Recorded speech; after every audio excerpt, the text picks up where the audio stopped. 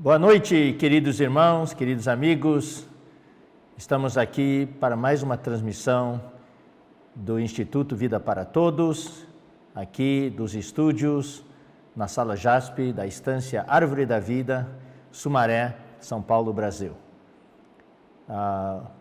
Hoje é sexta-feira e estamos aqui para mais uma palavra profética. Os irmãos, durante a semana, devem ter recebido notícias de que hoje, sexta-feira, eu teria uma cirurgia. Então, vocês devem estar perguntando, como é que o irmão Esdras teve a cirurgia e agora está dando a mensagem? Pois é, eu quero tranquilizar vocês, eu não saí correndo do hospital depois da cirurgia para dar a mensagem aqui e depois da mensagem voltar para o hospital. Por causa da cirurgia, cujos detalhes já foram passados para muitos irmãos, e eu quero agradecer a oração de todos vocês. Os irmãos depois vão passar as notícias de como foi a cirurgia. Então, por causa da cirurgia, então, estou gravando esta mensagem antecipadamente. Estou gravando aqui na quinta-feira, um dia antes. Amanhã que eu vou fazer a cirurgia. Mas para vocês é sexta-feira à noite já, então... tomem essa palavra como se eu estivesse falando para vocês neste momento, ao vivo. Na semana passada, queridos irmãos, nós vimos na mensagem 29 o tema, o Evangelho do Filho do Homem. É um tema assim que nós nunca abordamos no sentido que nós abordamos, com a ênfase e com o contexto atual, com a conjuntura atual dos sofrimentos. Depois de um ano de pandemia, nós já mencionamos todos os itens e muitos irmãos estão sentindo que emocionalmente, mentalmente, humanamente estão chegando ao limite, estão chegando a ponto de ruptura. É por isso que nós temos o Senhor, né, irmãos? Nós temos o Senhor Jesus, nós temos o aspecto divino que equilibra todas as coisas. Ai de nós se nós não tivéssemos o Senhor. Eu não sei o que seria de mim, irmãos, na minha vida se eu não tivesse o Senhor. Então o Senhor é realmente o nosso suprimento abundante, a nossa provisão abundante, e nós temos uma conexão direta com os céus, de onde vem todo o suprimento divino.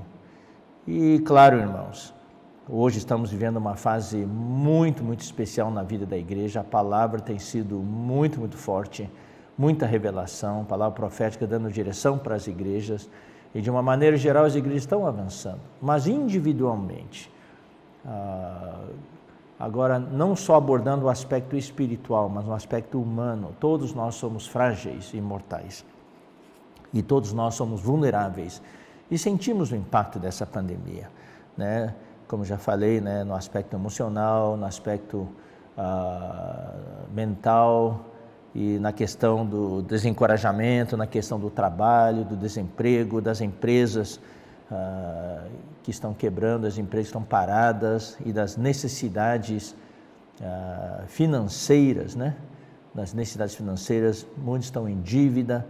Então, e claro, também existe um certo desgaste na questão de assistir às reuniões virtualmente, porque tudo é virtual hoje, então tem irmãos que não têm força para assistir às reuniões virtualmente. Tudo isso foi mencionado na semana passada, e por isso que nós precisamos dar atenção às redes de cuidado. E nesta semana, queridos irmãos, recebemos notícias de uma inundação de notícias positivas, de redes de cuidado, de várias localidades. Eu vou tomar como exemplo os colportores de Cambé atuando em Curitiba, né? E a parceria que houve entre a igreja com as equipes da rede de cuidados, cuidando dos contatos quentes, entre aspas, dos coportores, e tem dado resultados incríveis. Se o Senhor permitir, talvez na semana que vem nós falaremos um pouquinho mais sobre isso. Nós queremos na semana que vem, se o Senhor permitir, nos der tempo, falar sobre o nosso serviço durante essa pandemia, durante esse isolamento social, para dar uma certa orientação para os irmãos. Mas hoje nós queremos continuar o assunto da semana passada. Na semana passada nós concluímos com o versículo de Apocalipse 1:9. Eu vou ler novamente para os irmãos. Antes disso, eu quero ler o versículo que deu origem ao tema da mensagem de hoje. O tema da mensagem, o título da mensagem de hoje é: Se com Ele sofremos reticências. E o versículo é Romanos capítulo 8, versículo 17. Então vou ler para vocês. Ora, se somos filhos, somos também herdeiros, herdeiros de Deus e co-herdeiros com Cristo. Esse versículo sintetiza todo o livro de Romanos. Éramos pecadores e Deus nos salvou através da redenção de Cristo, através da sua propiciação. Nós fomos reconciliados com Deus e fomos justificados. Antes éramos inimigos de Deus, mas hoje somos filhos de Deus. Então Romanos 5:10 fala: quando ainda éramos inimigos, somos reconciliados com Deus mediante a morte de seu Filho. E agora vem a segunda parte: muito mais, estando já reconciliados, seremos salvos pela sua vida.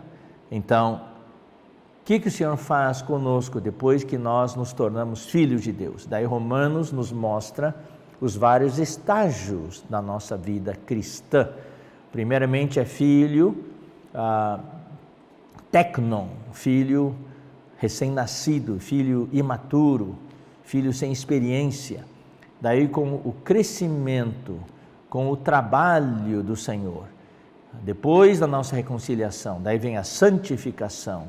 Daí vem a transformação, daí vem a conformação e no final a glorificação. Esses estágios progressivos da nossa vida cristã. Então, em todo esse estágio, com esse trabalho de santificação, transformação, o que Deus faz conosco? Deus nos transforma de filhos teknon, filhos novos, imaturos, em filhos ruiós, filhos maduros, filhos crescidos em vida. Então aqui está, de pecador a filho. Primeiramente filho teknon, depois filho ruiós. Mas só ser filho ruiós ainda não é suficiente. Precisamos ainda ser herdeiros. Deus quer nos fazer herdeiros. E eu posso associar, queridos irmãos, isso com Mateus capítulo 25. Em Mateus 25 nós temos a parábola das virgens e a parábola dos talentos. A parábola das virgens podemos relacionar com esse crescimento de vida de um filho no estágio teknon para um filho no estágio ruiós. Um filho novo e imaturo para um filho maduro. Isso é medido com o nível do azeite nas vasilhas. Agora, para ser herdeiro, não é só crescimento em vida. Herdeiro é herdar todos os negócios do nosso Pai. E o Pai quer passar para nós o quê? O reino. Quando estivermos no reino, nós não estaremos atirados numa rede, tomando água de coco, comendo tapioca. Não. Nós estaremos ali no reino, reinando com o Senhor, administrando o reino. O Senhor vai entregar o governo durante o milênio para a igreja, para o homem. Então nós reinaremos com o Senhor. E para isso nós precisamos de experiência. Nós precisamos entender a vontade do Pai. Nós precisamos ser um com o Pai e cooperar com Ele. E isso é um treinamento que o Senhor nos dá hoje na vida da igreja. Então, isso tem a ver com o herdeiro. Então o Senhor quer nos transformar de filho tecnon para filho ruios e de filho ruios para herdeiro, para nós herdarmos o reino. Não é só entrar no reino, é herdar o reino, herdar os negócios do Pai, herdar tudo que o Pai preparou para nós. Então, daí vem a segunda, eu vou ler de novo a primeira parte do Romanos 8,17. Ora, se somos filhos, somos também herdeiros. Está vendo? Se filhos aqui, se você olhar nesse versículo, é filho tecnon, então dá um pulo. Filho tecnon para herdeiros. Esse é o percurso, é a progressão que Deus quer que experimentemos na nossa vida cristã. Que tipo de herdeiros? Herdeiros de Deus, que é o nosso Pai, que vai entregar os negócios para nós, administrarmos no reino, e co-herdeiros com Cristo. Cristo é nosso primogênito. Ele que vai herdar o reino, mas nós vamos herdar o reino juntamente com Ele. Ele é que nos conduz à glória. O Pai quer conduzir muitos filhos à glória. Ele usa Cristo como primogênito, como nosso precursor, como líder.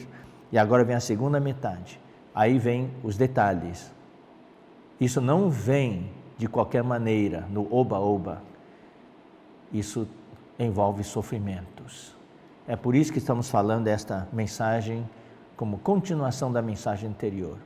O que posso dizer hoje, irmãos? Se por um lado a igreja está avançando, a igreja está vivendo uma fase áurea, uma fase maravilhosa, mas por outro lado, pessoalmente, nós sentimos o trabalho do Senhor sobre nós, sobre mim e sobre você. Você não sente, querido irmão, que Deus está trabalhando em você de uma maneira muito intensa? E muitas vezes isso se reflete em que coisas? Em sofrimentos. A nossa vida da alma sofre, o nosso corpo sofre. E muitas vezes, então, todos aqueles itens que nós mencionamos, e agora eu vou acrescentar mais um item que tem trazido muita dor para nós, são as mortes de nossos entes queridos que partiram de modo não planejado. Ninguém planeja a partida de ninguém. A gente quer que todos nós possamos ficar até a volta do Senhor, mas alguns o Senhor colheu. Para nós foi antes do tempo, mas o Senhor tem o tempo dele. Então isso traz muito sofrimento. Eu diria assim, um dos maiores sofrimentos, além de todos aqueles que eu já mencionei, é o sofrimento da separação, da perda. Quando perdemos entes queridos, daí tem a dor, o sofrimento. Que Deus realmente possa consolar a todos os irmãos. Como nós já falamos na semana passada, o Senhor é o Filho do homem que está de pé. Quanto à sua redenção, Ele já está sentado. Mas quanto a cuidar de nós, Ele está de pé. Ele está de pé novamente hoje à noite, na sua sala, junto com você, cuidando de você, consolando você. E Ele está de pé, andando no meio das igrejas, no meio dos candelabros de ouro, para manter as lâmpadas acesas. O inimigo quer apagar as lâmpadas, mas o Senhor está lá, cuidando das lâmpadas, abastecendo as lâmpadas com óleo e evitando o morrão queimado, para que o pavio possa queimar intensamente. Então, queridos irmãos, a segunda metade de Romanos 8,17 fala: se com Ele sofremos, louvado seja o Senhor. Nós precisamos valorizar cada palavra que a Bíblia nos dá. Não é se sofremos. Aqui eu quero, querido irmão, querida irmã, eu sei que muitos de vocês estão sofrendo neste momento, com todos os itens que eu mencionei, e também, especialmente aqueles que perderam entes queridos, estão sofrendo muito. Mas eu quero dizer para vocês, queridos irmãos, esse versículo fala: se com Ele sofremos. Não é sofrer sozinho. Sofrer sozinho eu não aguentaria, irmãos. Eu não aguentaria. Quando minha esposa e eu perdemos a nossa filha, de 7 anos, foi a maior dor da minha vida, dor humana da minha vida. Até hoje, se eu penso nela, eu choro. ela nos trouxe muitas alegrias. Mas a dor da separação, eu vou dizer para vocês, irmãos, nunca vai desaparecer. Nós somos humanos, afinal de contas. Mas o que nos tem mantido até o dia de hoje, tem sustentado, é o Senhor Jesus. Com Ele sofremos.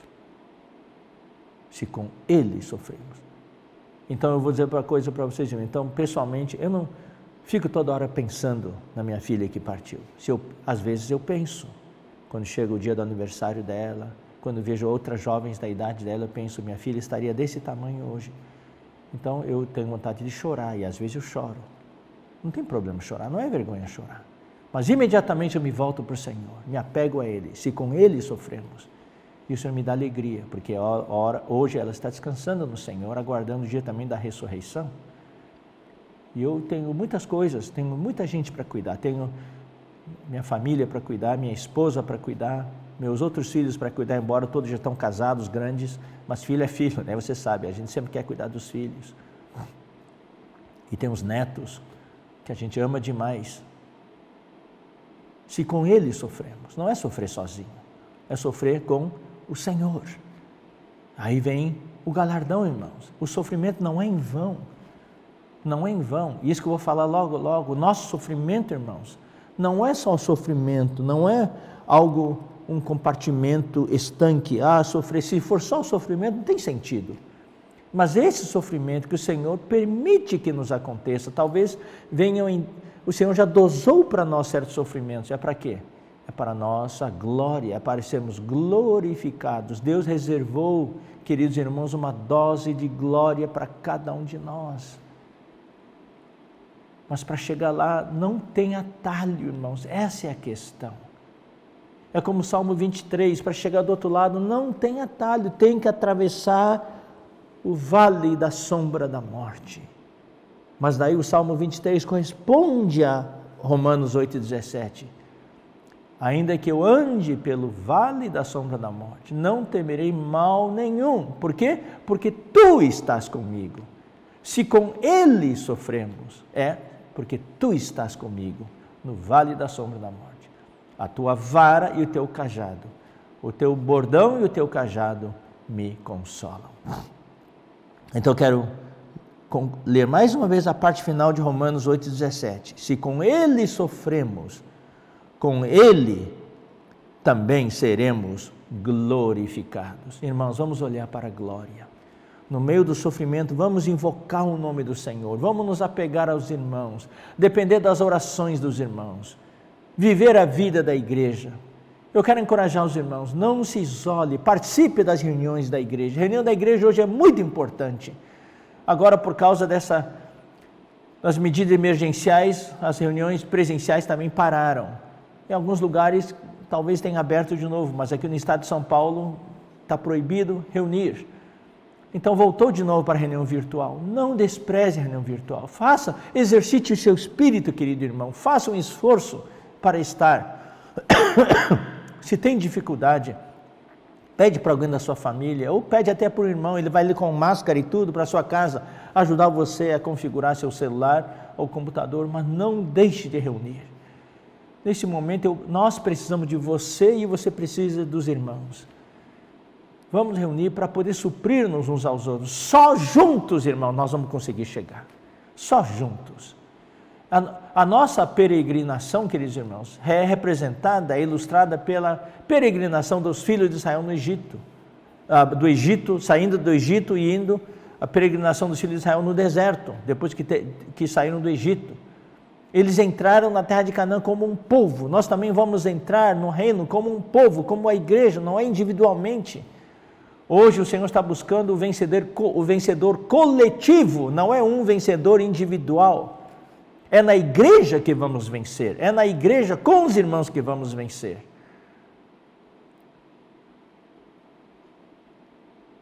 O filho varão e as primícias não são um indivíduo, é uma entidade corporativa, coletiva. Então, queridos irmãos, não deixe de se reunir, se reúna com os irmãos, mesmo que seja virtualmente.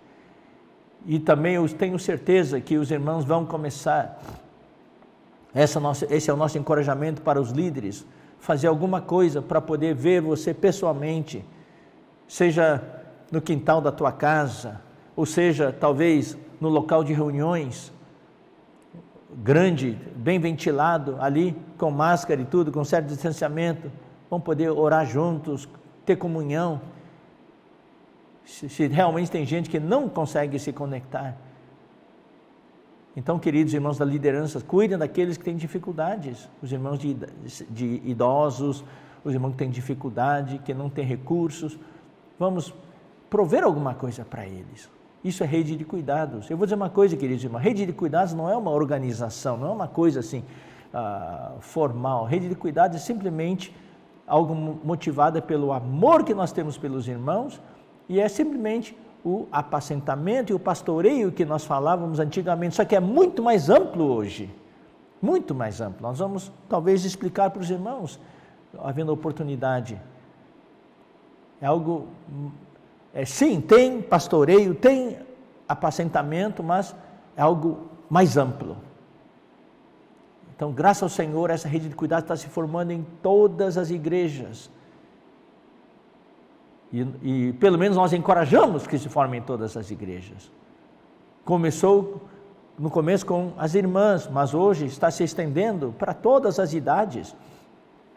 Rede de cuidado de adolescentes, de jovens, de varões, de casais, de irmãos, de profissionais, de idosos. Espero que os idosos não se ofendam, chamar de idoso, ou melhor idade. Ó Senhor Jesus, então se com Ele sofremos, também com Ele seremos glorificados. Então o que queremos mostrar com isso, irmãos? Que as tribulações e sofrimentos estão no plano de Deus, num contexto maior, num contexto mais universal, que é da glória, que é do reino. Para reinarmos, para sermos glorificados, não tem atalho. Temos de passar pelo vale da sombra da morte, temos de passar pelas tribulações. Por isso que João falou, João, irmão vosso, e companheiro na tribulação. Apocalipse 1:9. Companheiro primeiramente na tribulação. Daí vem em seguida as duas palavras seguintes, no reino e na perseverança. O reino que está no meio é a meta, é o objetivo, mas tem que passar pela tribulação. Daí a última palavra qual que é? É perseverança. No meio da tribulação, muitos desistem, daí nós não chegamos. Muitos caem no deserto. Eu espero que o Senhor guarde a você, guarde a mim, para que nós não caiamos no deserto, como alguns dos filhos de Israel. Uma geração inteira caiu no deserto. Nós queremos chegar ao reino, à terra prometida de Canaã. E para isso precisamos de perseverança. Então vou ler alguns versículos, irmãos, sobre tribulação. Atos 14, 22, fala, fortalecendo almas dos discípulos, exortando-os a permanecer firmes na fé. Isso é Paulo e Barnabé. Barnabé e Paulo, ao visitar as igrejas, na sua primeira viagem, eles fortaleceram a alma dos discípulos, exortando-os a permanecer firmes na fé. E daí vem a segunda parte, mostrando que através de muitas tribulações, nos importa entrar no reino de Deus. Ou seja, simplificando a frase, mostrando para os discípulos novos, recém-convertidos, já logo no início, Barnabé e Paulo explicaram para os irmãos. Eu vou abrir aqui, Atos 14, 22. Aqui, quando Paulo falou isso, ele estava viajando, né? Passou por Antioquia, Icônio, estava em Listra, tá? E daí versículo 21, e tendo anunciado o evangelho naquela cidade e feito muitos discípulos, voltaram para Listra e Icônio e Antioquia. Então ele estava em Derbe, daí ele voltou para Listra, Icônio, Antioquia. Em todas essas localidades, Derbe, Listra, Icônio, Antioquia, daí o versículo 22 fala o que eles fizeram. Eles fortaleceram almas dos discípulos, exortando-os a permanecer firmes na fé e mostrando para esses discípulos, irmãos novos. Então Paulo já deixou bem claro para eles, não se iludam que agora que somos cristãos vai estar tudo bem, não, vai ter muitos sofrimentos. Então Paulo falou para eles, mostrou para eles que nós vamos entrar no reino de Deus sim, mas vai ser através de muitas tribulações. João capítulo 16, versículo 33. Estas coisas vos tenho dito, para que tenhais paz em mim. Nós precisamos ter paz no Senhor. O Senhor quer dar paz para você e para mim. No mundo passais por aflições, é o que nós estamos passando hoje. Nós estamos ainda no mundo, fisicamente no mundo, não fomos ainda arrebatados, e nós passamos por aflições, que são as tribulações. Mas tem de bom ânimo. Traduzindo para a língua de hoje, fiquem encorajados. Não desanimem, fiquem encorajados. Eu venci o mundo. Esse é o segredo, irmãos. Se nós não tivéssemos o Senhor, nós sucumbiríamos debaixo das tribulações. Mas nós temos o Senhor. Temos em nós um Senhor que venceu o mundo. Paulo mostrou para os discípulos que não tinha atalho. Sim, nós vamos entrar no reino de Deus, mas é pelo vale da sombra da morte. É através de muitas tribulações. Ele ainda acrescentou muitas, irmãos. E você sabe que são muitas, né? Mas o importante é passar pelas tribulações com o Senhor, sabendo que Ele venceu o mundo e Ele está dentro de nós. Ele hoje é o sumo sacerdote que está dentro de nós e que nos entende, se compadece de nós. Inclusive eu quero mencionar um versículo, queridos irmãos, para vocês, de por que é importante nós entendermos esse evangelho do Filho do Homem. Ele, por um lado, é Filho de Deus, nos deu a vida divina, mas por outro lado, Ele é o Filho do Homem. Ele veio para este mundo, nós já explicamos bastante na semana passada, veio para este mundo para viver a vida de um homem, desde o nascimento até a sua morte, e com muitos e muitos sofrimentos, e com muitas tentações, mas Ele venceu. Nele não houve pecado. Por que Ele precisou fazer isso? Porque Deus precisava assumir a humanidade para se qualificar, entre aspas, para ser o nosso sumo sacerdote, compassivo e misericordioso, como fala aqui em Hebreus capítulo 4, versículo 15, fala que nós temos um sumo sacerdote que se compadece das nossas fraquezas. Por quê? Porque Ele foi tentado em todas as coisas. Ele passou por todas as tribulações, a nossa semelhança, mas sem pecado. Ele venceu todas as tribulações. Por isso nós podemos achegar a Ele confiadamente ao trono da graça, para recebermos misericórdia e acharmos graça para socorro em ocasião oportuna. Isso é algo que Deus não tinha no Antigo Testamento. No Antigo Testamento, Deus só tinha a sua divindade. Então, eu quero ler um versículo que é até chocante pela coragem que Jó teve em falar isso para Deus. Você sabe, Jó passou por muitas tribulações. Ele perdeu tudo que ele tinha, os bens e os filhos, inclusive. Só sobrou a esposa e ele. E ele, apesar de não ter perdido a vida, mas ele foi acometido de chagas que doíam muito. Então, no começo, ele até que bendisse o Senhor, mas depois ele começou a amaldiçoar a sua existência, o dia do seu nascimento. Daí no versículo capítulo 10, Jó desabafa. E esse desabafo, queridos irmãos, doeu no coração de Deus. O que ele desabafou no capítulo 10 de Jó, versículos 4, 5? Ele disse, estava falando para Deus, eu vou usar assim em termos mais modernos, né, atuais. Por acaso você tem olhos de carne? Por acaso você vê como o homem vê? Você consegue ver através do olho de homem? São os teus dias como os dias do mortal? Você é um imortal, você não sabe o que um mortal passa. São os teus homens, os teus anos, como os anos de um homem? Para você, Deus não tem ano, não tem dia, você é imortal, você é eterno. Mas nós somos mortais, nós temos dias, meses, anos. Ou seja, Jó estava desabafando e dizendo para Deus: você não entende nada do que eu sinto. Você não é homem para entender, você é só Deus. E aquilo doeu no coração de Deus, doeu mesmo. Graças ao Senhor, 2000 anos atrás, um pouquinho mais que 2000 anos atrás, Deus se tornou um homem. Hoje, se Jó estivesse aqui hoje, ele não poderia falar isso. Porque ele leria hoje Isaías 53. Ele é um homem de dores que sabe o que é padecer. E Jesus sofreu muito mais do que Jó. Hoje nós podemos dizer: sim, Deus, tu sabes o que um homem sente. Tu sabes o que um homem passa.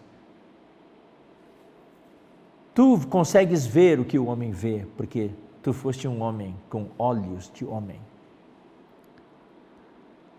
Tu viveste os dias de um mortal, embora tu morreste e tu ressuscitaste. Louvado seja o Senhor. Por isso que hoje, queridos irmãos, esse é o Senhor que hoje vive em nós, que venceu o mundo. Ele venceu o mundo como um homem. E Deus hoje entende o que você e eu passamos. Filipenses 3,10 fala: para o conhecer este Senhor, este Filho de Deus, e conhecer também esse Filho do homem, e conhecer o poder da sua ressurreição, e a comunhão dos seus sofrimentos. Está vendo, irmãos? Tem a ressurreição com poder, e também tem os seus sofrimentos, conformando-me com ele na sua morte. Você está vendo a ordem aqui? A ordem aqui é conhecer o Senhor, daí vem 2 itens, e conhecer o poder da sua ressurreição, e conhecer a comunhão dos seus sofrimentos. Ou seja, nós sofremos com o Senhor. Sofremos com o Senhor. Nós não temos comunhão com os sofrimentos de Cristo como nosso Redentor, que morreu, que sofreu, morreu pelos nossos pecados. Mas nós temos comunhão nos sofrimentos de Cristo, como fala Colossenses capítulo 1, versículo 24, Paulo fala que ele estava completando o que faltava das aflições de Cristo na carne dele, pelo seu corpo. Com relação à redenção, Cristo já está sentado à destra de Deus. Mas com relação à igreja, seu corpo, Cristo ainda está sofrendo, que está em pé. E nós temos comunhão nos sofrimentos de Cristo pela sua igreja.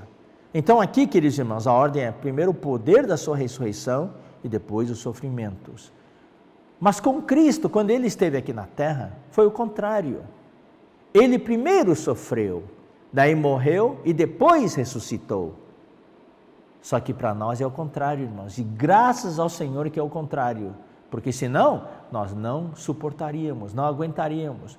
Quando você recebeu o Senhor Jesus, o que Deus colocou dentro de você? A vida divina.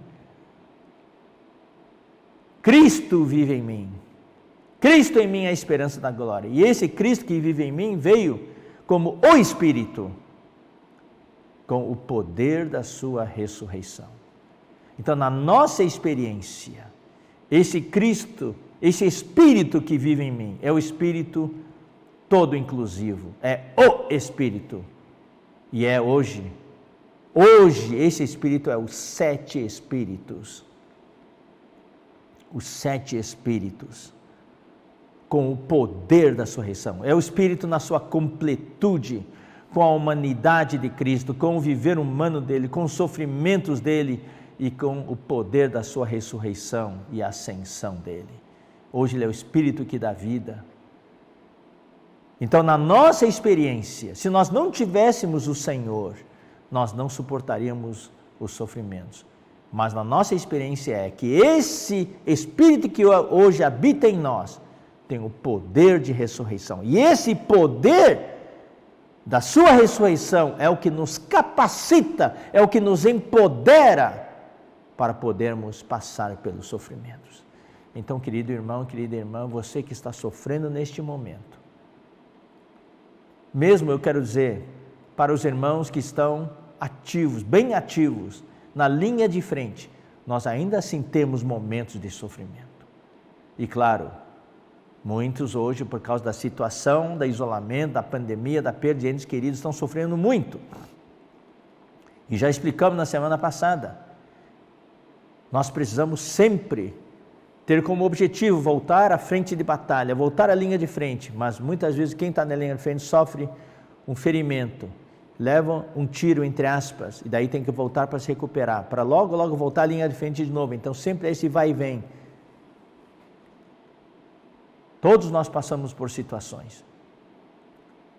E com o tempo, com o nosso crescimento e a vitória, cada vez mais, queridos irmãos, vamos ter mais e mais gente na linha de frente. Esse é o objetivo do Senhor. Então, queridos irmãos, hoje, o Cristo que habita em nós, o Espírito que está dentro de nós, tem o poder da sua ressurreição. E essa ressurreição, esse poder da sua ressurreição é que nos capacita, nos empodera, para nós podermos avançar e participar, ter comunhão dos seus sofrimentos. Com relação ao reino, irmãos, com relação ao reino, eu só quero ler para vocês Apocalipse 1. Apocalipse 1:9 fala, vosso irmão vosso e companheiro na tribulação, no reino. O reino é o nosso objetivo. Tudo isso, as tribulações e tudo, irmãos, é para nós chegarmos ao reino. E você vai chegar ao reino, querido irmão, querida irmã, porque Deus, o Senhor, insiste em nos fazer reinar. Apocalipse 1, versículos 5 e 6 fala, e da parte de Jesus Cristo, a fiel testemunha, o primogênito dos mortos e o soberano dos reis da terra. Aquele que nos ama e pelo seu sangue nos libertou dos nossos pecados. Olha só, então aqui está a salvação inicial. Mas para que Ele nos libertou dos nossos pecados? Aí vem a frase seguinte, preste atenção. E nos constituiu reino, sacerdote para o seu Deus e Pai. Porque a salvação que Deus nos concedeu, o perdão dos nossos pecados, não foi só para perdoar os nossos pecados. Não, o objetivo é para nos fazer um reino, sacerdote para Deus e Pai. A Ele glória e o domínio pelos séculos dos séculos. Amém. A terceira palavra no versículo Apocalipse 1:9 é perseverança. Então, eu vou relembrar vocês do versículo de Mateus 24:13, que diz, mas aquele que perseverar até o fim, esse será salvo. O que o inimigo quer fazer é nos fazer cair no meio do caminho, desistir da corrida ou cair, tropeçar, não levantar mais. Nós podemos tropeçar, mas vamos nos levantar. Às vezes, por causa do desencorajamento, a gente se senta no lado, à beira do caminho, chorando, soluçando, como já falei numa das mensagens anteriores. O Senhor vem nos consolar, que não ficamos lá sentados muito tempo, vamos levantar e continuar a nossa carreira. Aquele que perseverar até o fim, esse será salvo. E Apocalipse 3:10 fala, porque guardaste a palavra da minha perseverança. Não é fácil guardar a palavra do Senhor, não é fácil guardar o depósito. Combati o bom combate, completei a carreira, guardei a fé. Não é fácil guardar a fé. Precisamos guardar a palavra da minha perseverança. Isso envolve sofrimento. Lembre-se, toda vez que a palavra perseverança aparecer na Bíblia, no Novo Testamento, precisamos nos lembrar que vem junto com sofrimentos, tribulações. É no meio das tribulações que nós precisamos perseverar. Porque guardaste a palavra da minha perseverança, também eu te guardarei da hora da provação. Não é só provação, é a hora da provação. Isso é muito específico. Isso se refere à grande tribulação dos 3 anos e meio. Quem guarda a palavra da perseverança do Senhor hoje vai ser poupado da grande tribulação, que há de vir sobre o mundo inteiro para experimentar os que habitam sobre a terra. Romanos 5, versículos 3 e 4. E não somente isto, mas também nos gloriamos nas próprias tribulações. Paulo se gloria. Se você ler todo o Novo Testamento, você vai ver, irmãos, aqui é intercalação de perseverança, glória, tribulação. Está tudo mesclado aqui. É um mix. Também nos gloriamos nas próprias tribulações, sabendo que a tribulação, olha só, irmãos, produz perseverança. A perseverança, experiência. Isso, se você for ver no original grego, a palavra experiência aqui quer dizer caráter provado. Deus nos prova através da tribulação, e se nós tivermos perseverança, daí Deus aprova o nosso caráter. E a experiência produz esperança, esperança no reino. Então você pode ver, queridos irmãos, está tudo aqui mesclado. Hoje nós somos companheiros, vocês são meus companheiros, eu sou companheiro de vocês na tribulação e na perseverança com vistas ao reino. Louvado seja o Senhor. E hoje, queridos irmãos, o tempo que vivemos, isso é o que nós temos falado muito ultimamente, é o tempo do fim. Então, eu só vou ler os versículos de Mateus, capítulo 24. Mateus, capítulo 24, versículos 6 a 8. E certamente ouvireis falar de guerras e rumores de guerras. Vede, não vos assusteis, porque é necessário assim acontecer, mas ainda não é o fim. Porquanto se levantará nação contra nação, reino contra reino, e haverá fomes e terremotos em vários lugares. Porém, tudo isto é o princípio das dores, e sereis atribulados. Então, nós estamos passando por muitas tribulações hoje, mas tudo isso é apenas o princípio das dores. Hoje Deus nos faz passar por essas tribulações, todos os itens que eu mencionei, e também o item de que muitos dormiram no Senhor, nossos entes queridos, tudo isso, irmãos, sabe para que é? É para produzir vencedores.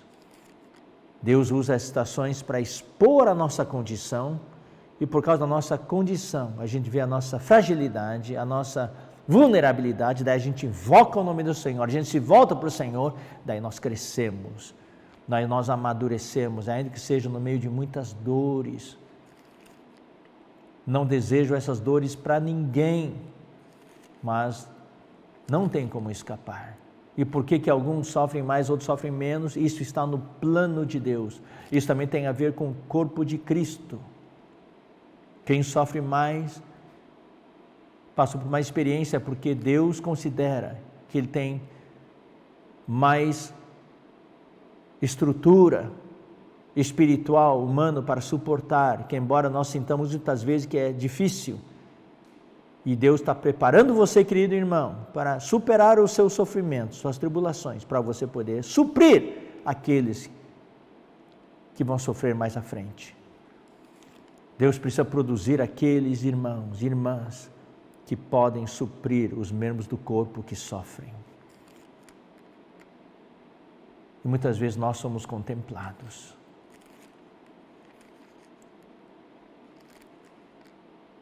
Talvez a gente não queira ser contemplado com isso, mas Deus sabe das coisas, e Deus quer usar você, querido irmão, querida irmã, para suprir os outros.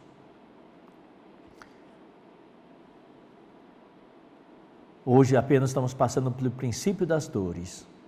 Se nós vencermos os princípios das dores, nós seremos poupados da grande tribulação. Então vamos ler também Lucas 21. Lucas 21, versículos 9 a 11. Quando ouvirdes falar de guerras e revoluções, não vos assusteis, pois é necessário que primeiro aconteçam estas coisas, mas o fim não será logo. Então lhe disse: levantar-se a nação contra nação e reino contra reino, haverá grandes terremotos. Agora vem uma palavra que é o que nós estamos vivendo hoje. Haverá grandes terremotos, epidemias, pandemias e fome em vários lugares, coisas espantosas e também grandes sinais nos céus, do céu. Coisas espantosas, irmãos, a palavra grega para isso é terrores, coisas aterrorizantes. Irmãos, tem coisas que vão acontecer ainda, que o Senhor nos guarde a todos. Tudo isso é antes da grande tribulação. Voltando a Romanos 8,17, no final fala: se com ele sofremos, com ele também seremos glorificados. O glorificado, eu quero ler aqui Romanos 8,30, fala o plano de Deus para nós. E aos que predestinou, a esses também chamou, e aos que chamou, a esses também justificou, e aos que justificou, a esses também glorificou. Você está vendo a progressão, irmãos? Ele chama e ele, no final, glorifica. Ele chama, ele justifica e ele glorifica. Então, aqui deu apenas 3 passos. Tem um monte de passos no meio, mas Paulo deu aqui alguns passos largos para chegar no final. Começa com chamamento e termina com glorificação. Isso corresponde a Romanos 8,17. Fala de filhos, de pecadores a filhos, filhos tecnon, filhos ruiós, herdeiros, para sermos glorificados. Se com ele sofremos, também com ele seremos glorificados. Como já falei, nós estamos vivendo hoje momentos muito, muito especiais. Mas não podemos negar que também os sofrimentos se multiplicaram. Eu estou na vida da igreja já há muito tempo, queridos irmãos. Como alguns de nós, estamos muito tempo. Desde os anos 60 estou na vida da igreja. Então já são, 60 e poucos anos de vida da igreja. Eu posso testificar que nunca vivemos tantos sofrimentos como nos dias de hoje. O que Deus está nos falando hoje,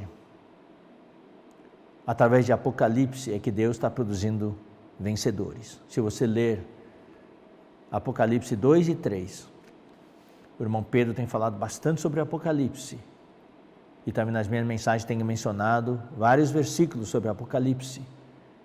Estamos vivendo nesses tempos. O Apocalipse não é mais um livro, não é um livro só para nós conhecermos a escatologia, o livro do futuro, com eventos do futuro. Não, nós já estamos vivendo em tempos apocalípticos.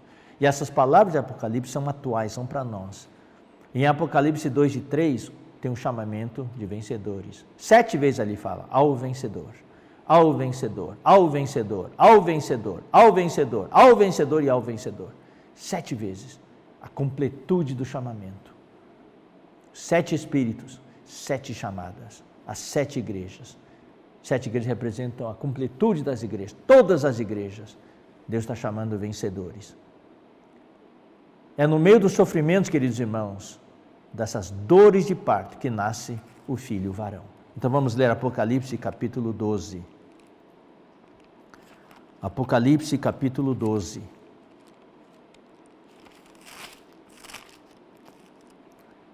Versículo 4. Eu vou ler desde o versículo 1. Viu-se grande sinal no céu, a saber, uma mulher vestida do sol com a lua debaixo dos pés, e uma coroa de 12 estrelas na cabeça, que achando-se grávida, grita com as dores de parto, sofrendo tormentos para dar à luz. Essa mulher, para o nosso propósito atual, nossa conjuntura atual, é suficiente eu dizer que é a igreja. Tem um sentido mais amplo, mas para nós é suficiente dizer que é a igreja. Essa mulher, que é a igreja, está gritando com dores de parto, com tormentos para dar à luz, sofrimentos para dar à luz. Então, os sofrimentos que estamos vivendo hoje, queridos irmãos, são sofrimentos para dar à luz. Estamos sofrendo as dores de parto. Como nós falamos em Apocalipse, em Mateus capítulo 24, é o princípio das dores. As dores lá, nossa versão não fala em detalhes, mas são dores de parto. Esse é o princípio das dores de parto, Mateus 24. Daí viu-se outro sinal, e eis um dragão grande e vermelho, com 7 cabeças, 10 chifres, e nas cabeças 7 diademas. A sua cauda arrastava a terça parte das estrelas do céu, as quais lançou para a terra, e o dragão se deteve em frente da mulher que estava para dar à luz. Para quê? Para devorar a mulher, que representa a igreja? Não. O dragão, que é Satanás, tem como alvo o filho varão, que são os vencedores, a fim de lhe devorar o filho quando nascesse. Nasceu-lhe, pois, um filho varão, que há de reger todas as nações com cetro de ferro, e o seu filho foi arrebatado para Deus até o seu trono. É o filho varão, os vencedores, que irão reinar com cetro de ferro, e vão governar todas as nações durante o reino. Mas esse filho varão é produzido, queridos irmãos, através das dores de parto que nós lemos nesses versículos. Então a igreja hoje está sofrendo as dores de parto para produzir o filho varão. Louvado seja o Senhor. Em Gênesis 3,15, vamos ler Gênesis 3,15.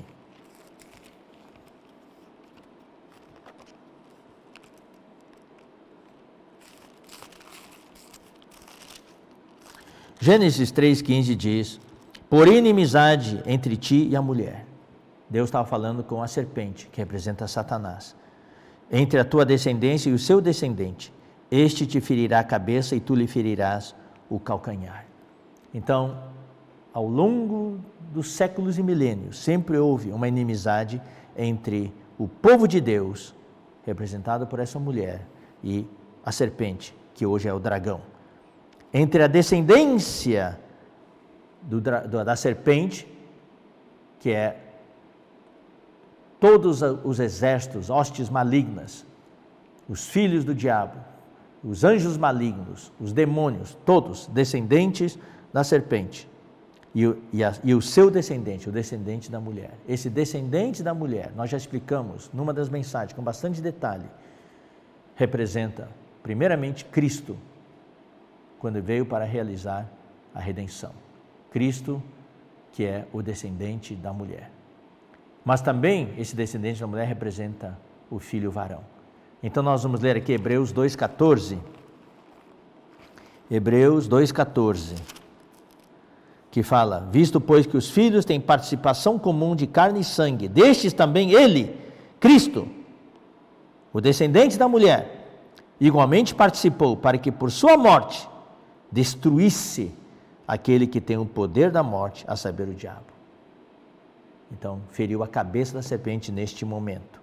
Tá? Mas esse descendente da mulher, que representa também os vencedores, está em Romanos capítulo 16, versículo 20. Fala o seguinte: e o Deus da paz, em breve, esmagará debaixo dos vossos pés, esmagará a cabeça da serpente, esmagará debaixo dos vossos pés a Satanás. Essa palavra foi falada para a igreja. E o Deus da paz, em breve, esmagará debaixo dos vossos pés, os pés da igreja. Então, queridos irmãos, a batalha hoje é entre os vencedores e Satanás. O filho varão aqui representa os vencedores na igreja, que são produzidos através das tribulações, das dores. Eu ainda tenho vários itens para falar, mas por causa do tempo, eu vou pular. Talvez na próxima reunião eu possa daí voltar e falar um pouco, porque eu creio que tem muitos irmãos ansiosos, porque eu prometi na semana passada falar a respeito daqueles que dormiram no Senhor. Então ainda resta algum tempo, eu preciso falar isso para não deixar os irmãos mais ansiosos para mais uma semana, embora eu tenha ainda vários itens com relação às tribulações, uma visão da tribulação no contexto do reino, que eu sinto que eu preciso falar para os irmãos. Mas por causa do tempo, e também para tranquilizar mais os irmãos, eu vou falar sobre aqueles que dormiram no Senhor, que hoje são aqueles, hoje muitos irmãos estão sofrendo, igrejas estão sofrendo. Eu acho que todos os irmãos conhecem alguém da família ou da igreja, alguém perto, alguém na intimidade que dormiu no Senhor. Afetou a todos, afetou a todos. E todos os dias nós estamos orando por irmãos que estão hospitalizados. Orando pelos entes, pelos irmãos que perderam entes queridos, sustentando os irmãos. Está na nossa lembrança e a lista de oração aumenta cada vez mais. Então a grande pergunta é, irmãos, tudo isso, eu vou dizer uma coisa, faz parte das tribulações do tempo do fim. Se isso consola os irmãos, eu diria o seguinte, irmãos, eu tenho falado isso. Para mim, a partida de muitos irmãos, para nós talvez antes do tempo, prematuramente. O que você se lembra quando fala de prematuro? Primícias. São aqui prematuros, são aqueles que amadurecem antes. Então eu quero consolar os irmãos, também consolar a mim, consolar a igreja, que Deus sabe das coisas, e vários irmãos que Deus já colheu para si, Ele os colheu prematuramente para nós, ou seja, colheu como primícias para o desfrute dele. Dói para nós? Dói, mas Deus também quer ter o seu desfrute. Eles tiveram que viver diante de Deus, que agradaram ao Senhor, a Deus, e Deus quis ter a presença deles, então Deus escolheu. Então muitos irmãos são novos no nosso meio, muitos também não passaram por esses versículos, talvez tenham dúvidas de onde estão os que partiram.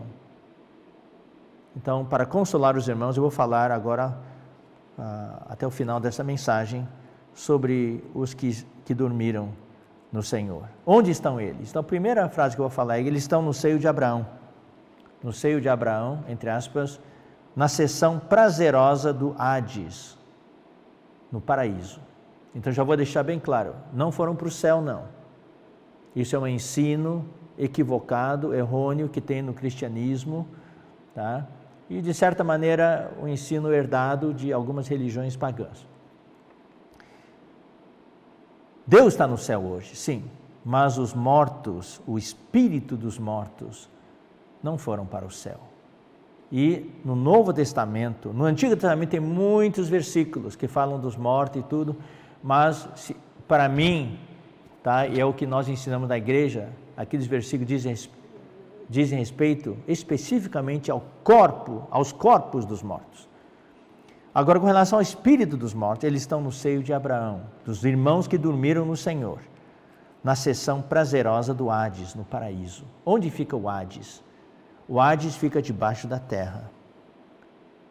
E na Bíblia, 2 pessoas deram nome para esse lugar. Jesus, quando morreu na cruz, ao falar para aquele ladrão que se arrependeu. E Paulo, em 2 Coríntios 12, quando falou da sua viagem universal, no Espírito. Ele saiu do corpo, ou fora do corpo, ele não sabia, mas ele visitou, ele conhecia já a terra, mas ele visitou debaixo da terra,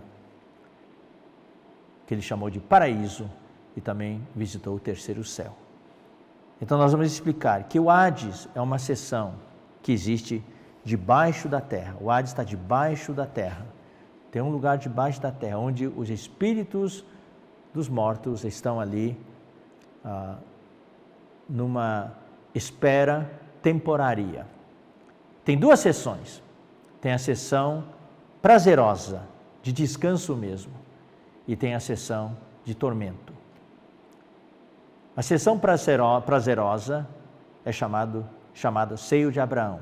É para onde foram os filhos de Deus, aqueles que têm a vida de Deus. E a sessão de tormento são para os incrédulos, aqueles que não têm a vida de Deus. Não é o lago de fogo. A nossa Bíblia usa o termo inferno. Não, a palavra grega literal é Hades. Essa palavra inferno veio inicialmente da influência de algumas traduções equivocadas, também do conceito errado. Mas hoje, a maioria das Bíblias que querem dar embasamento da língua original, todos falam Hades. Hades. Se você for ler até nas Bíblias católicas, que antes estava inferno, hoje está Hades. Então é uma coisa assim, bem literal. Essa palavra veio da cultura grega, né? Cultura grega. Mas é uma palavra que foi usada. Então no Hades nós temos essas 2 sessões. Então vamos ver a base bíblica para isso. Vamos ler primeiramente Lucas capítulo 16. Lucas capítulo 16, versículo 22.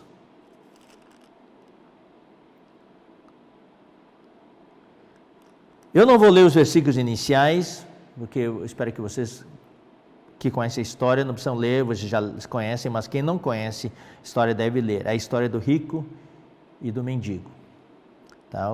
O mendigo tinha um nome chamado Lázaro.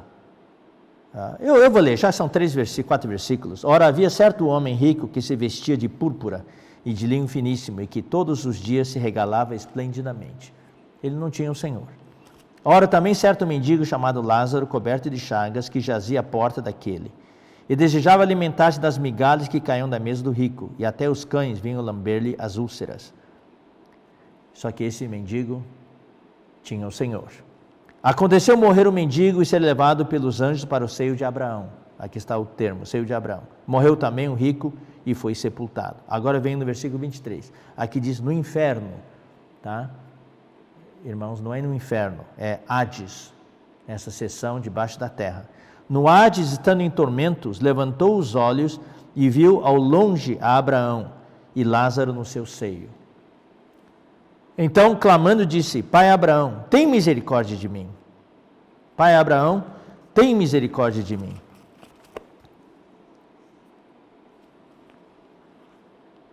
E manda Lázaro que molhe em água a ponta do dedo e me refresque a língua, porque eu estou atormentado nesta chama. Disse, porém, Abraão: Filho, lembra-te de que recebeste os teus bens em tua vida, e Lázaro igualmente os males. Agora, porém, aqui ele está consolado, e tu em tormentos. E além de tudo, está posto um grande abismo entre nós e vós, de sorte que os que querem passar daqui para vós outros não podem, nem os de lá passar para nós. Então, não estou aqui para falar de todos os detalhes dessa história. O que eu quero dizer é o seguinte: os irmãos que dormiram no Senhor estão na sessão prazerosa, na sessão de descanso do Hades. Se vocês querem uma ilustração, vou fazer uma ilustração. Nos aeroportos, quem espera, tem que esperar 10 horas para o próximo voo. Então, tem o lugar de espera comum, aqueles bancos duros e desconfortáveis, mas também aqueles que estão na sala VIP. Pode tomar um cafezinho, um suco de laranja, comer um lanchinho, e tem poltrona, sofás, podem até se deitar. É uma sessão prazerosa. Tá? Então, eu posso usar essa ilustração. A sessão prazerosa do Hades, seio de Abraão, é uma sala VIP de espera pelo dia da volta do Senhor. Só que essa espera é tanto da parte dos crentes como dos incrédulos. Estão esperando o dia em que o Senhor voltará. Os crentes serão arrebatados aos céus, ao tribunal de Cristo para serem julgados. E os mortos continuarão lá até o final do milênio, quando serão chamados, ressuscitarão para o julgamento no grande trono branco. Então, para os irmãos, eles estão no seio de Abraão. Eu acho que só esse termo já consola. No seio de Abraão. E a palavra que nos fala aqui, no versículo 25, Lázaro está aqui consolado. Então, os que dormiram no Senhor, quero dizer para vocês, queridos irmãos, eles estão no consolo e no descanso. Então, quanto a isso, nós podemos ficar tranquilos. Eles estão descansando no Senhor, esperando o dia do arrebatamento, para nós estarmos no tribunal de Cristo, para sermos julgados. Tá? Então, vamos continuar, para dar mais base para isso. Vamos ler Lucas capítulo 23, versículo 43. Lucas 23, 43. No momento em que Jesus morreu, estava na cruz com os ladrões, então um dos ladrões estava ainda amaldiçoando o Senhor, blasfemando contra o Senhor. Mas o outro falou no versículo 40, nem ao menos temes a Deus, estando sob igual sentença? Nós, na verdade, com justiça, porque recebemos o castigo que os nossos atos merecem, mas este nenhum mal fez. E acrescentou: Jesus, lembra-te de mim quando vieres no teu reino. Esse ladrão, esse malfeitor, ele ouviu o Evangelho, ele ouviu a palavra de Deus, ele sabia que o Senhor viria no seu reino. Só que neste momento ele se arrependeu e pediu a Jesus que se lembrasse dele quando viesse no seu reino. Daí, Jesus lhe respondeu: em verdade te digo que hoje, preste atenção para a palavra hoje, estarás comigo no paraíso. Paraíso é uma palavra que denota lugar de descanso, lugar agradabilíssimo, lugar muito agradável, de prazer, de alegria e de descanso. Então, muitas vezes, temos resorts, alguns hotéis ou pousadas, e um lugar bonito, com água, com passarinho, com pássaros, com aves, com árvores, e um lugar muito bonito, chama o paraíso. Isso aqui dá um nome para esse paraíso.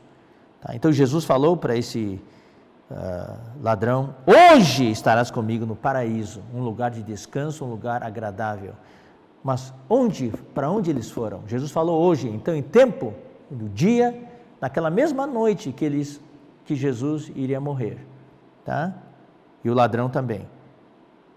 E o lugar onde é. Então nós vamos continuar. Vamos ler 2 Coríntios, capítulo 12.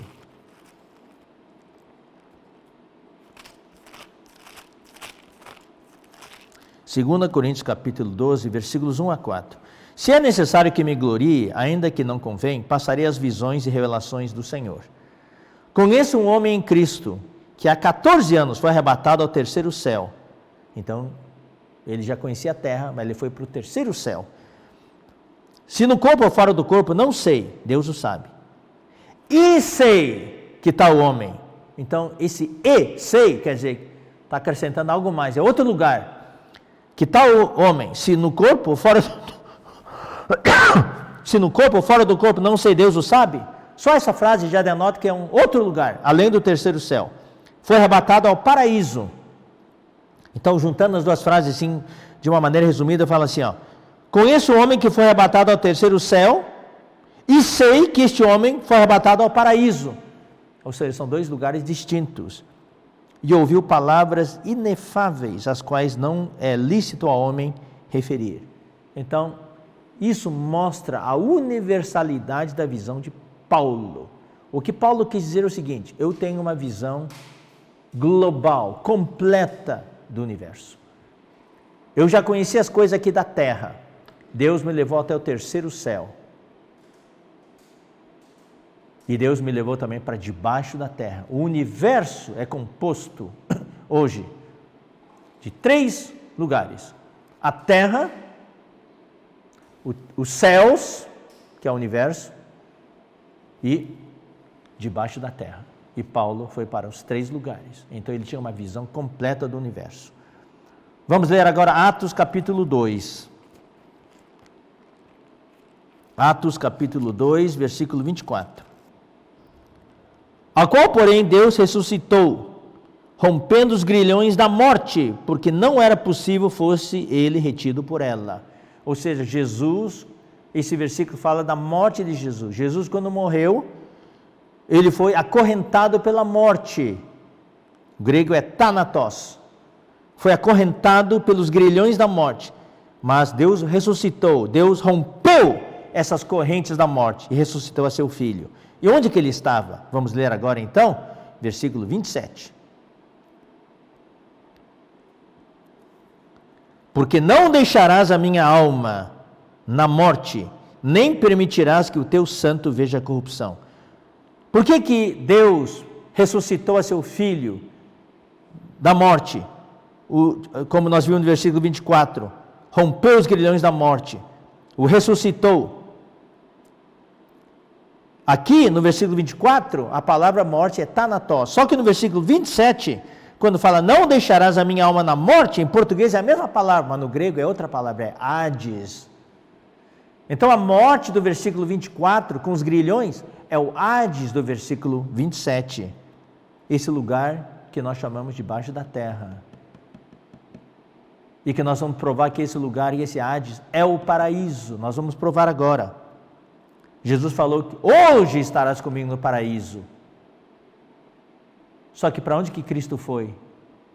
Que paraíso é esse? É o Hades, porque depois da morte dele, na cruz, ele foi para o Hades.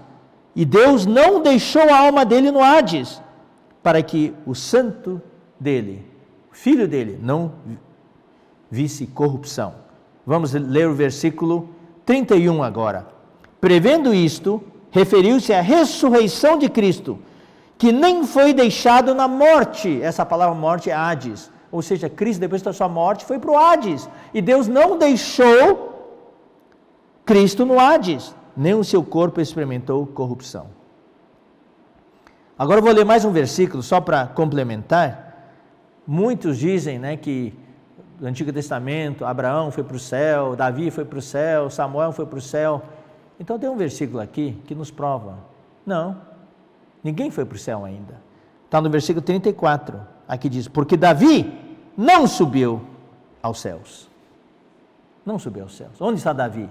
Também está no Hades, no mesmo lugar que Abraão, no mesmo lugar que Lázaro, e no mesmo lugar onde estão os irmãos queridos nossos que dormiram no Senhor. Estão ali nessa sessão agradabilíssima, de descanso, de consolo, de conforto, aguardando o dia da vinda do Senhor, quando todos estaremos diante do tribunal de Cristo para sermos julgados. Vamos ler Efésios capítulo 4.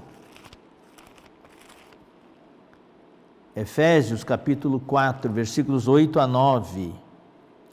Por isso diz, quando ele subiu às alturas, levou cativo o cativeiro e concedeu dons aos homens. Está falando de Cristo aqui.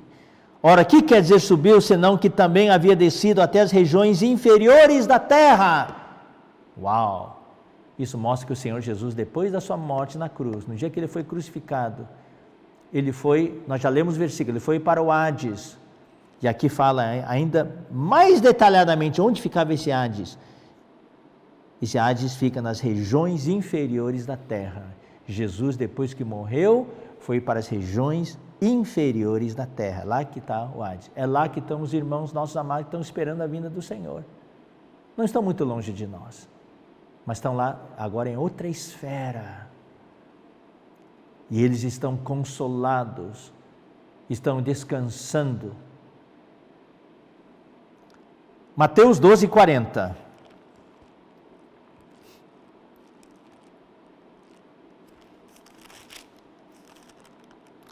Porque assim como esteve Jonas 3 dias e 3 noites no ventre do grande peixe, assim o Filho do Homem estará 3 dias e 3 noites no coração da terra. Tem muitos que ensinam que Jesus, depois que morreu, foi para o céu. E depois ele voltou e ressuscitou. Não, durante os 3 dias e 3 noites, ele foi para o coração da terra. Como Efésios falou, nós já lemos, para regiões inferiores da terra. É lá que fica o Hades. Apocalipse 6, 9.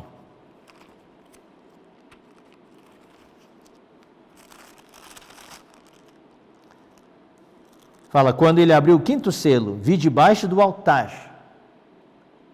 O altar ficava no átrio, que representa a terra. A terra. Debaixo do altar quer dizer debaixo da terra. As almas de quem? Daqueles que tinham sido mortos por causa da palavra de Deus e por causa do testemunho que sustentavam. São os mártires, as testemunhas do Senhor. Você sabe que a palavra testemunha no grego é mártir. São os mártires, aqueles que morreram por causa da igreja, por causa do povo de Deus no Antigo Testamento e por causa do Senhor. Eles estão debaixo da terra. Em que lugar? No Hades. Clamando em grande voz, dizendo, até quando, ó soberano Senhor, santo e verdadeiro, não julgas, nem vinga o nosso sangue dos que habitam sobre a terra? Alguns estão esperando lá há muito tempo. Eles estão perguntando para o Senhor, até quando nós temos que esperar? Quando que esse voo vai partir? Estamos na sala VIP, tempo demais. Quando que esse voo vai partir? Quando que vai surgir o arrebatamento para o juízo? Então, queridos irmãos, os irmãos que dormiram no Senhor estão na sessão prazerosa do Hades, debaixo da terra, aguardando o dia da vinda do Senhor. E quanto mais rápido, irmãos, nós na igreja nos levantarmos, pregarmos o evangelho do reino, formarmos a rede de cuidado, para cuidar dos irmãos novos, para que todos possamos amadurecer. Quanto mais rápido nós fizermos isso, mais cedo nós vamos rever os nossos queridos irmãos, porque seremos todos arrebatados para o tribunal de Cristo nas nuvens e nos reencontraremos. Esses irmãos, agora segundo item, esses irmãos que dormiram estão num lugar incomparavelmente melhor. O lugar onde eles estão hoje é bem melhor do que o nosso lugar aqui. Então fiquem tranquilos, não se preocupem com eles. Nós precisamos nos preocupar conosco aqui na terra, que estamos ainda aqui, temos ainda uma carreira para correr, temos ainda um combate para lutar. Mas esses irmãos que já partiram, que já foram colhidos pelo Senhor, estão num lugar incomparavelmente melhor. Se eles pudessem falar, eles não podem falar, né? Não podem. Mas se eles pudessem, eles nos consolariam dizendo: fiquem tranquilos, eu estou bem aqui. Vamos ler Filipenses para dar suporte ao que eu acabei de falar. Filipenses capítulo 1, versículos 21 a 23. Eu vou ler o 20 também.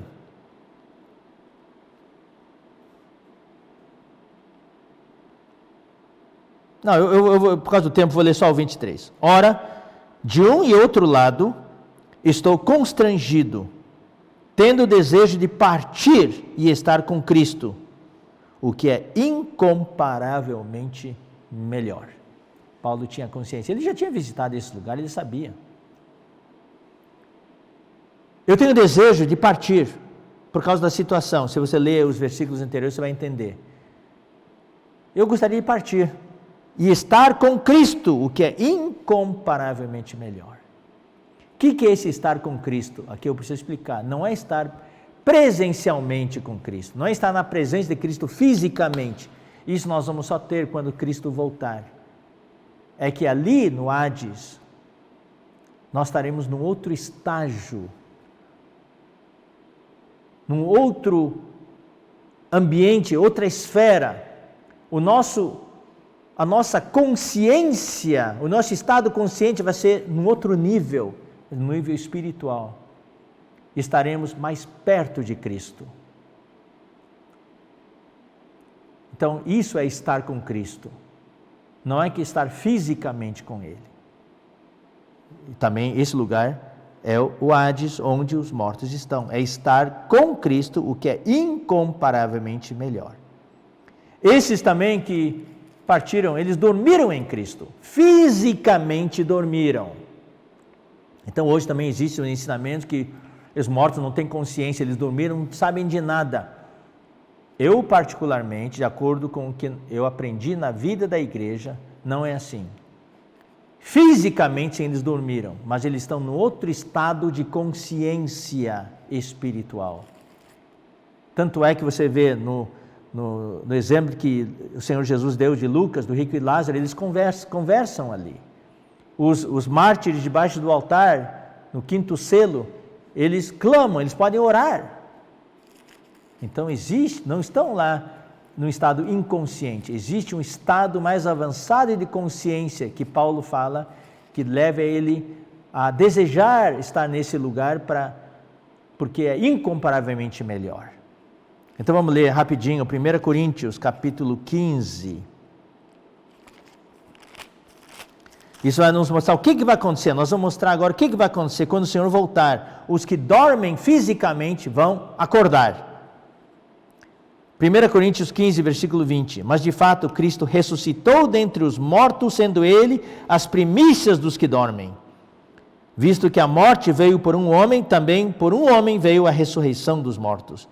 Porque assim como em Adão todos morrem, assim também todos nós seremos vivificados em Cristo. Quem morreu fisicamente vai ser vivificado, vai ressuscitar. Cada um, porém, por sua própria ordem. Cristo, as primícias. Cristo é as primícias da ressurreição. Colossenses fala que Ele é o primogênito de entre os mortos. Ele é o que primeiro ressuscitou. E todos nós, cristãos, crentes, filhos de Deus, os que dormiram, vão ressuscitar. Depois os que são de Cristo na sua vinda. Vamos ler os versículos 51 a 52. Eis que vos digo um mistério. Nem todos dormiremos, nem todos vão morrer fisicamente, mas transformados seremos todos, mas todos vão ser glorificados fisicamente. No momento, no abrir e fechar de olhos, ao ressoar da última trombeta, a trombeta soará, os mortos ressuscitarão primeiro, os mortos ressuscitarão incorruptíveis e nós seremos transformados. Aqui, irmãos, nesse versículo que nós vamos ler, que nós estamos lendo agora, e também no próximo versículo que nós vamos ler, eu quero deixar bem claro, Paulo não entra em detalhe, ele dá o princípio da ressurreição dos irmãos que já dormiram no Senhor. Tá? Esse princípio se aplica tanto para os vencedores que serão arrebatados antes da grande tribulação, também se aplica aos que vão passar pela grande tribulação e aqueles mortos que não ressuscitaram, os crentes que não ressuscitaram porque não são vencedores, mas eles vão ressuscitar depois da grande tribulação. Daí todos nós estaremos nas nuvens. Só que os vencedores vão vir do terceiro céu, junto com Cristo em sua parousia. E os que passaram pela grande tribulação, os vivos e os mortos que vão ressuscitar depois da grande tribulação, vão ascender, vão ser arrebatados até as nuvens para o nosso encontro. Os que vão vir de cima e os que vêm da terra, na nuvem para o juízo do Senhor. E ali vamos todos nos encontrar. Então vamos ler 1 Tessalonicenses capítulo 4, isso já foi bastante explicado na conferência, na penúltima conferência. 1 Tessalonicenses 4,13. Não queremos, porém, irmãos, que sejais ignorantes com respeito aos que dormem, para não vos entristecerdes como os demais, que não têm esperança. Então nós não devemos ficar tristes, porque eles estão apenas dormindo no Senhor. Não morreram, não desapareceram, nós vamos nos reencontrar, tá? Então, nós temos esperança, nós não somos como aqueles incrédulos que no dia do sepultamento choram como se nunca mais fossem vê-los. Logo nós vamos ver os nossos entes queridos, que dormiram no Senhor. Pois se cremos que Jesus morreu e ressuscitou, assim também Deus, mediante Jesus, trará em sua companhia os que dormem. Como Cristo ressuscitou, então também Ele foi as primícias da ressurreição, aqueles crentes que dormiram no Senhor também vão ressuscitar. Ora, ainda vos declaramos por palavra do Senhor, isto é, nós os vivos, os que ficarmos até a vinda do Senhor, de modo algum precederemos os que dormem. O que quer dizer isso? Vamos explicar. Há uma sequência aqui do arrebatamento, porque o Senhor mesmo, dada a sua palavra de ordem, e ouvida a voz do arcanjo, e ressoada a trombeta de Deus, descerá dos céus com os vencedores. E os mortos em Cristo ressuscitarão primeiro. Isso aqui, doutrinariamente falando, se aplica para o arrebatamento depois da grande tribulação. Então os mortos em Cristo vão ressuscitar primeiro, depois nós os vivos, os que ficarmos, os que passaram pela grande tribulação, seremos arrebatados juntamente com eles. Eles vão ser arrebatados primeiro e nós em seguida, entre nuvens para o encontro do Senhor nos ares, e assim estaremos para sempre com o Senhor. Consolai-vos, pois, uns aos outros com estas palavras. Paulo aqui não se preocupa em falar dos vencedores, dos que passaram pela grande tribulação, ele fala só fala aqui, tanto em 1 Coríntios 15, como aqui, fala do arrebatamento no final da grande tribulação, como um princípio. Ou seja, o princípio é o seguinte: seja no arrebatamento antes da grande tribulação, como depois da grande tribulação, antes da grande tribulação são os vencedores. Então, os mortos vencedores vão ressuscitar primeiro. E os vencedores vivos vão estar lá e vamos todos ser arrebatados junto até o terceiro céu, ao trono de Deus, para participar da parousia do Senhor. Agora, os irmãos vivos, santos vivos, que não foram vencedores, não estão no estado de vencedor, eles vão ter que passar pela grande tribulação. E também os mortos que morreram sem ser vencedor vão continuar no Hades durante a grande tribulação. Depois da grande tribulação, então, quando ressoar a última trombeta, esses que estão no Hades, os crentes que estão no Hades, vão ressuscitar primeiro. E os crentes vivos que passarem pela grande tribulação também estarão lá. Daí, ambos serão arrebatados até as nuvens para o encontro com o Senhor nos ares, e encontro também com os vencedores que virão do céu, tá? Direto do trono de Deus durante os 3 anos e meio da parousia do Senhor. Eu espero que isso tenha sido claro, tenha ficado claro para os irmãos. O princípio é sempre: os mortos em Cristo vão ressuscitar primeiro, depois nós vivos vamos ser arrebatados com Ele nos ares.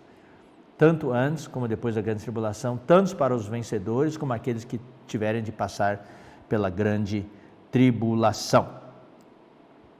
Agora vamos ler também João capítulo 11.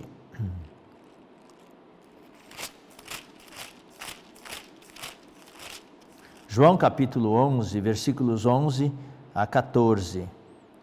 Isso com respeito ao Lázaro, outro Lázaro, Lázaro, o irmão de Maria e de Marta. Então, Lázaro tinha morrido. Mas olha o que Jesus falou. Isto dizia e depois lhes acrescentou: nosso amigo Lázaro adormeceu, mas vou para despertá-lo. Disseram-lhe, pois, os discípulos: Senhor, se dorme, estará salvo. Então eles não entenderam, acharam que o Senhor estava falando do sono. Jesus, porém, falara com respeito à morte de Lázaro, mas eles supunham que tivesse falado do repouso do sono. Então Jesus lhe disse claramente: Lázaro morreu. Ou seja, para nós que cremos no Senhor, a nossa morte, a morte dos irmãos é apenas um sono. Quando o Senhor voltar, Ele vai despertar todos do seu sono. Glória ao Senhor, aleluia. Glória ao Senhor, aleluia. E aqueles que dormiram no Senhor estão descansando dos seus labores. O labor é só para aqui na terra. Só quando estamos aqui na terra que nós trabalhamos, temos labores. Mas quem descansa, quem dormiu no Senhor, eu sempre uso essa expressão, dormiu no Senhor, quer dizer, estamos aplicando isso para os crentes, 1 Reis, capítulo 2, versículo 10. Davi descansou com seus pais e foi sepultado na cidade de Davi. Davi trabalhou muito, teve muitas guerras, trabalhou muito, preparou tudo para o templo, mas quando ele morreu, ele descansou. Tá? Vamos ler Atos 13, 36.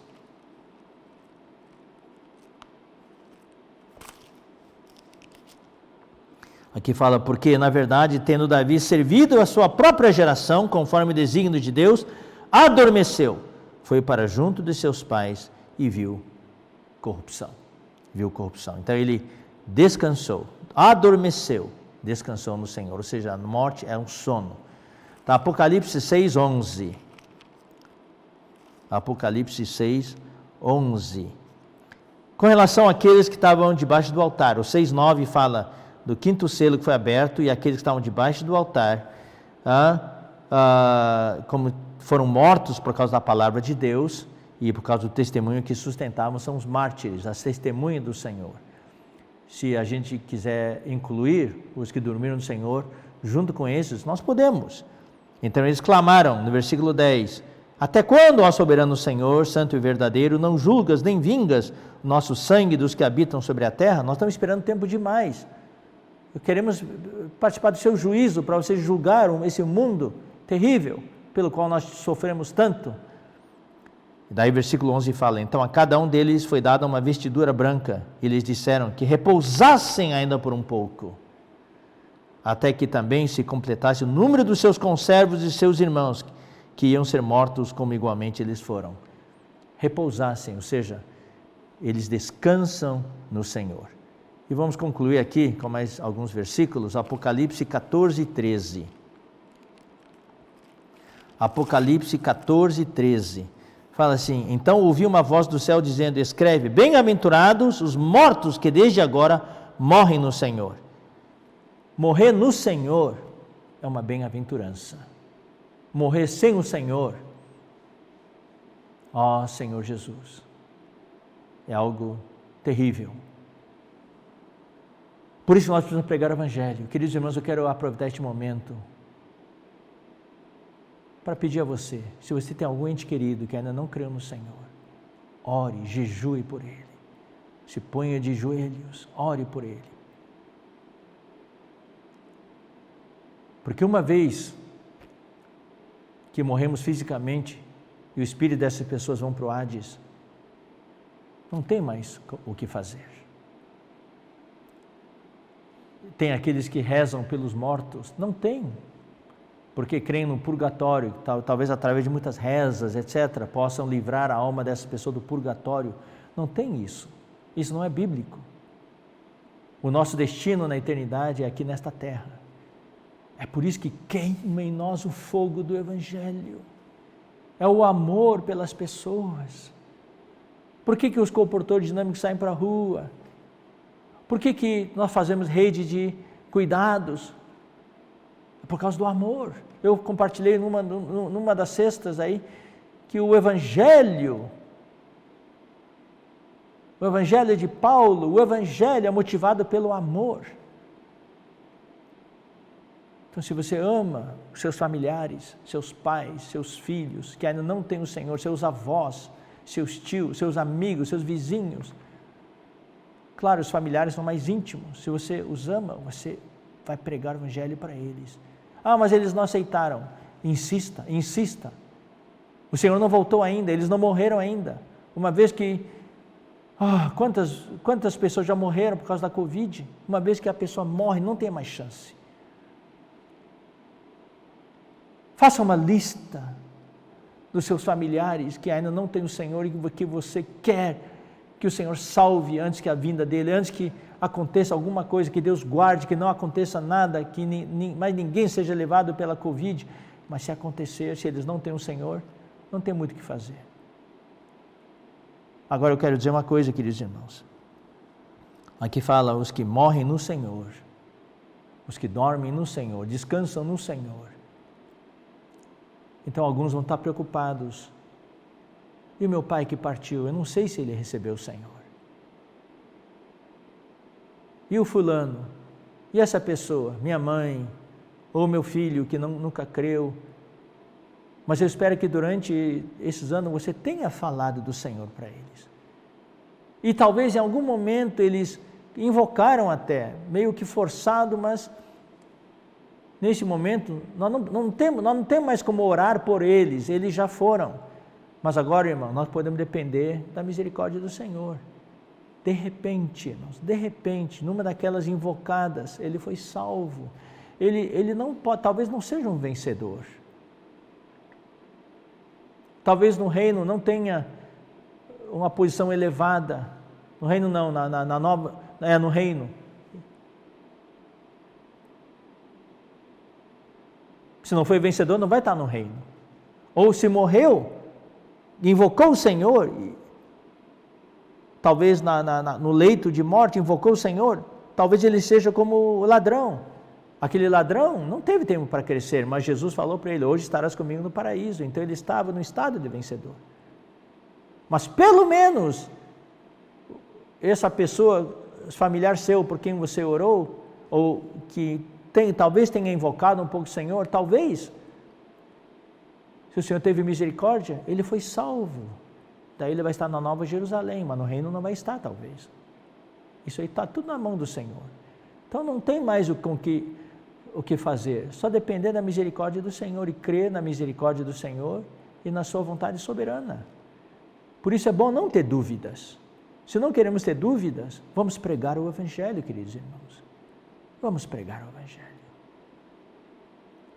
Vamos nos encher do amor do Senhor, que esse fogo possa queimar. Que o tempo que nos resta, e o tempo é curto, né, irmãos?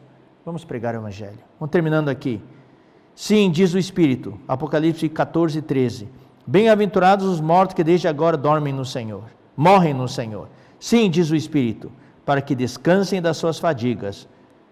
Descansem das suas fadigas, das suas obras, do seu cansaço, pois as suas obras os acompanham. Quando alguém morre, tem a vida de Deus e também as obras que os acompanham. Vamos ler mais um versículo, Salmo 116. Salmo 116.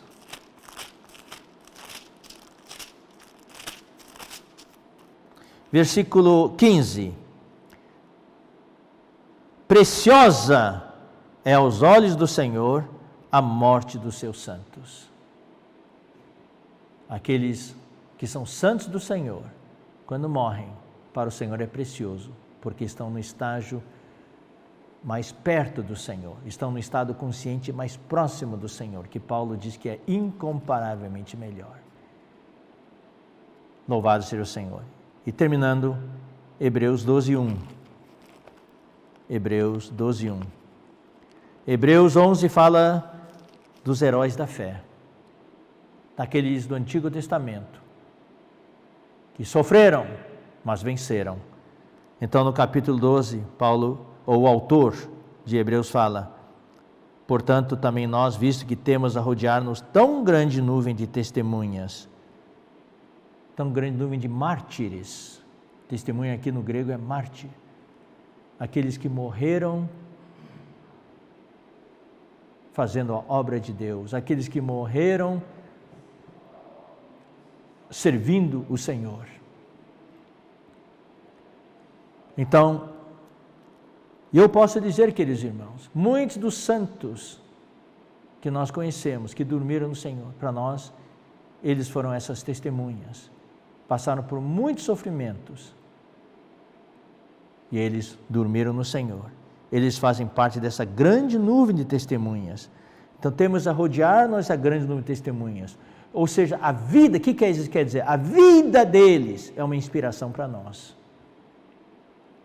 Temos tantas testemunhas nos rodeando, e a gente olha para a vida desse, a vida daquele, vida de Moisés, vida de Josué, vida de Samuel, vida de Davi, vida de Daniel e vida daqueles irmãos que dormiram no Senhor. São as testemunhas cujas vidas nos inspiram. Nos inspiram a fazer o quê? A desembaraçar-nos de todo o peso e do pecado que tenazmente nos assedia. Corramos com perseverança a carreira que está colocada à nossa frente, olhando firmemente para o autor e consumador da fé. Então, queridos irmãos, essa é uma sessão especial na palavra que eu separei e que agora passei já um pouco do tempo, mas eu senti que precisava falar hoje, para não deixar para outra sexta, para os irmãos não ficarem tão ansiosos. Eu espero que essa palavra tenha consolado os irmãos, sabendo que aqueles que partiram, que dormiram no Senhor, estão num lugar incomparavelmente melhor, estão no estado consciente bem mais avançado, que Paulo chama estar com Cristo, embora não seja algo físico, embora seja debaixo da terra, no Hades, na seção prazerosa, na seção de descanso, que a Bíblia chama de paraíso. Eu falei isso, irmãos, para nós não nos preocuparmos com eles. Eles estão bem. Por isso que eu encerrei o versículo com a palavra com Hebreus 12:1. Nós temos que nos preocupar conosco. O inimigo quer nos neutralizar, usar todos esses sofrimentos, usar inclusive a morte dos nossos entes queridos para nos desencorajar, apagar o nosso fogo e nos chutar escanteio, nos neutralizar. Não, irmãos. Nós vamos sofrer com o Senhor. Nós vamos sofrer com Cristo. Nós não vamos sofrer sozinhos. Se com Ele sofremos, também com Ele seremos glorificados. Ele é o Filho do homem que sabe o que nós estamos passando. E Ele está dentro de você para consolar você. E fora de você, Ele está de pé lá no céu e também de pé ao seu lado. Ele está de pé no céu, olhando para você como Ele olhou para Estevão, intercedendo por ele. Ele também está de pé do seu lado, porque Ele é o Filho do homem que está andando no meio dos candelabros de ouro. Que o Senhor te abençoe, querido irmão, querida irmã. Vamos continuar a nossa carreira, vamos continuar combatendo o nosso bom combate. Não vamos permitir que todas essas tribulações e sofrimentos nos neutralizem e nos desencorajem e nos fazer parar de correr. Na semana que vem nós vamos continuar sobre essa questão das tribulações. Não deu para terminar. Pensei que conseguiria, mas não deu. Ó Senhor Jesus. Senhor, nós queremos abençoar todos os irmãos. Te agradecemos, Senhor, pela palavra que Tu nos falas, pelo encorajamento. Obrigado, Senhor, que Tu nos estás preparando para reinar contigo. Tu estás produzindo filho varão em cada um de nós.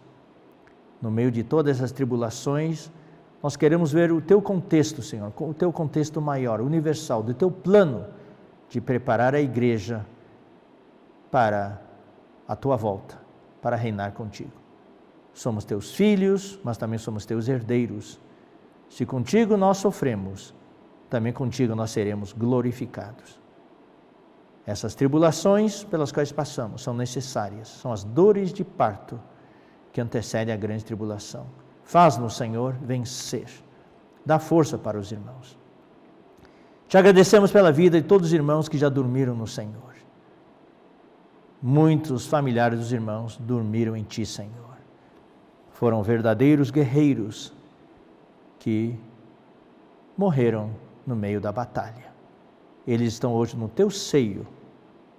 Obrigado, Senhor, no seio de Abraão, sendo consolados, descansando num lugar incomparavelmente melhor, contigo, num estado consciente bem mais elevado e avançado. Obrigado, Senhor. A vida deles nos inspira. Senhor, eles estão bem, mas nós queremos hoje cuidar dos irmãos que ainda estão conosco.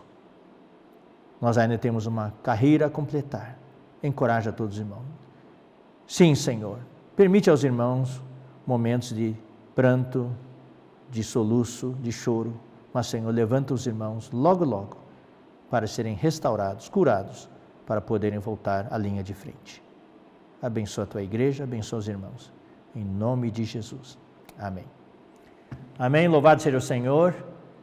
Até a próxima oportunidade. Deus abençoe a todos.